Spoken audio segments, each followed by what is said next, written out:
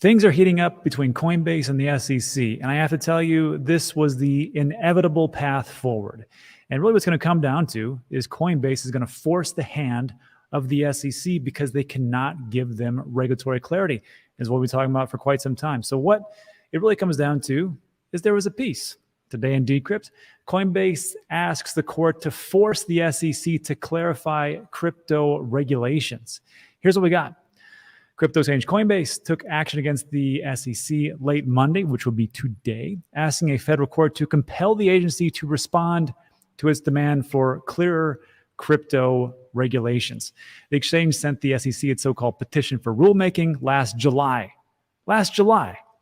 and asked the regulator to propose and adopt rules for digital asset securities. It also sought answers to 50 specific questions that will provide clarity and certainty regarding the regulatory treatment of digital asset securities. That has been 9 months. It has been 9 months since they asked for them to do that, and this is why things can't move forward, because we're stuck because of one individual in one agency that is overlooking everything and is just kind of screwing up everything. And that's just how I see it. Under the law, the SEC is required to address Coinbase petition within a reasonable amount of time. So the first time they did it, it was in July. That was 9 months ago. Now they're asking for them to do it again, and they're trying to force their hand to say, give us the regulatory clarity and the answer to these 50 questions. And if you can't do it, here's what's going to happen.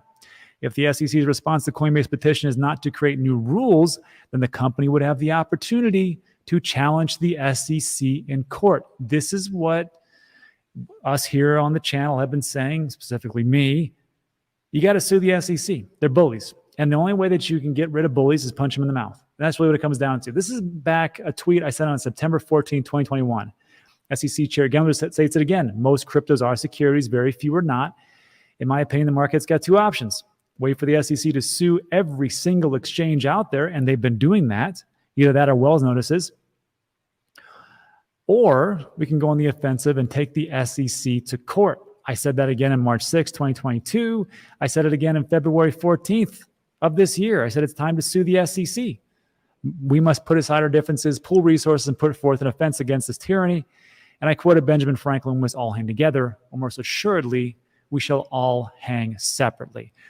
Tell me what you think about that in the comments section. I don't see a way around this. If you want to move forward, the obstacle is the way, and the path is through the SEC. However, not all things are terrible. There are some countries that get it right.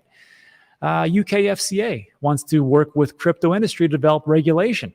I got to tell you, it's so nice to hear about other countries doing the right things because they want to adapt and they want to grow. This is a really quick piece. UK's Financial Conduct Authority, FCA, wants to work with crypto firms to shape the regulation.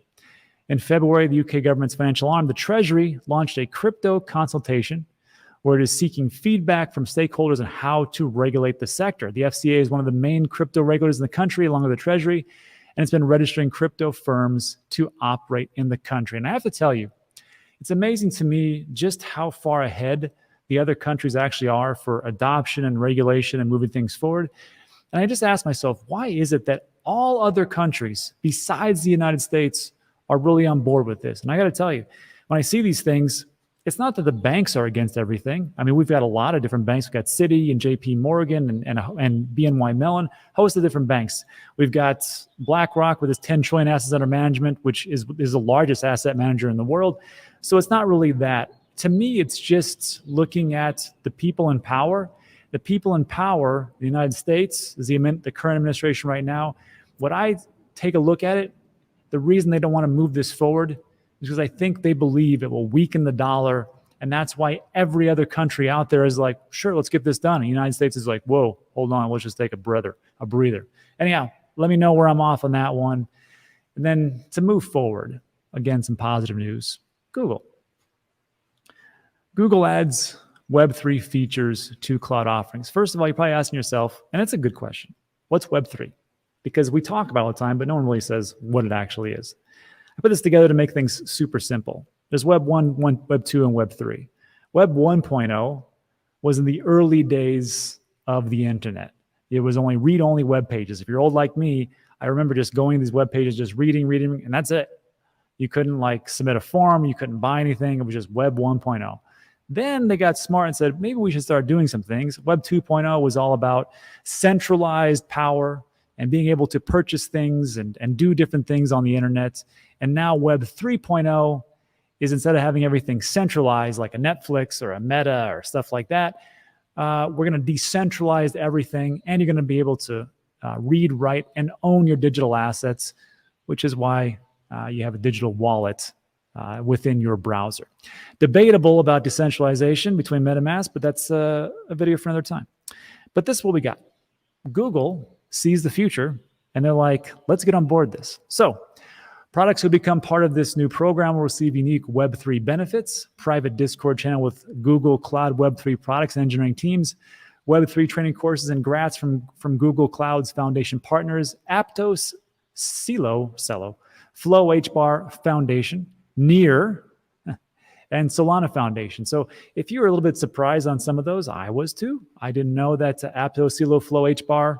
I knew about Near and Solana, but the other ones I was unclear on. So they are working with Google to move things forward. So all the different companies that are coming in and go, we want to do Web3. Great. Guess what? We've got these partners, and we'll give you grants to build on them. That sounds good. Sign me up.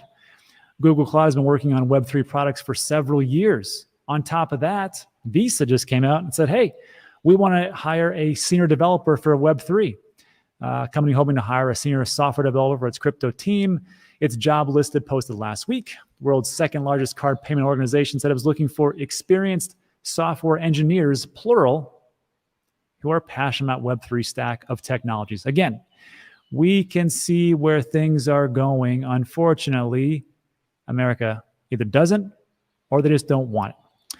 And then lastly, to finish up, and I think this is where the puck is really going, which is this: gaming. Web3 and blockchain gaming. This just came out. I have not been following this, I must admit, but I do see the opportunity for blockchain game. This is from Ultra Games, and they said, hey, the day has come. We're officially launching today at 4 p.m. UTC. Download Ultra now and start playing today. And I'm like, whatever. But what kind of games are there? Here's all their games that they're offering: Walking Dead, Backset, Agatha Christie, Siberia 2, Orpheus, and a bunch of other ones I have no idea what they are because I'm not a big gamer. I'll just be honest with everybody. But look at those games. And these are that's a lot of games. These are like AAA ranked games. Aren't some goofy games like Axie Infinity and stuff like that. So I was like, tell me more. Went to the website. I will link in the description. You can check it out. It's only available right now on PC, so you can download it and you can get to start to play all these games. What's interesting to me is they're going to offer digital collectibles or NFTs. And then also in their white paper for Ultra, you can play immediately and earn money. You can earn Ultra coins by participating in beta tests, watching ads, curating games, and more. And I was like, very interesting. Tell me more. So here it is, the Ultra token. I got to tell you, I'm not a big this is a low cap gem and stuff like that. But I mean, it is interesting what's happening here. And they got a lot of games, AAA ranked games. Ultra, the token, is down 7% today. Buy the rumor, sell the news, right? They just launched today. I missed it, but I'm not here to chase. But I will tell you, it's interesting that this token itself at one point was at $2.39 in November 2021. And now you're looking at a paltry 29 cents. Ugh. So might be something to check out. Not financial advice, just very interesting. They got a max supply of 1 billion. They got roughly a quarter of that. Here's the 24-hour trading volume, and here's the market cap of 80 million so far. Anyhow, something to look at. But there is one last thing I will say. I think these games, which are fantastic and look quite interesting, are missing a big, huge market. And that is the casual gamer. So before I talk about this, let me just show you this. This is from Statista. And we've talked about this before. How many gamers are out there? Because you got to ask yourself, because maybe you're like, I'm an adult. I don't play games. Okay, it's okay. I play games sometimes on my phone, but they're mostly casual games to kill time.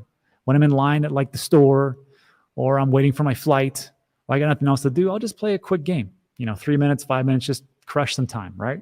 Better than me being addicted to Twitter. So you have to understand how many gamers are out there. There's around 7-8 billion people in the world.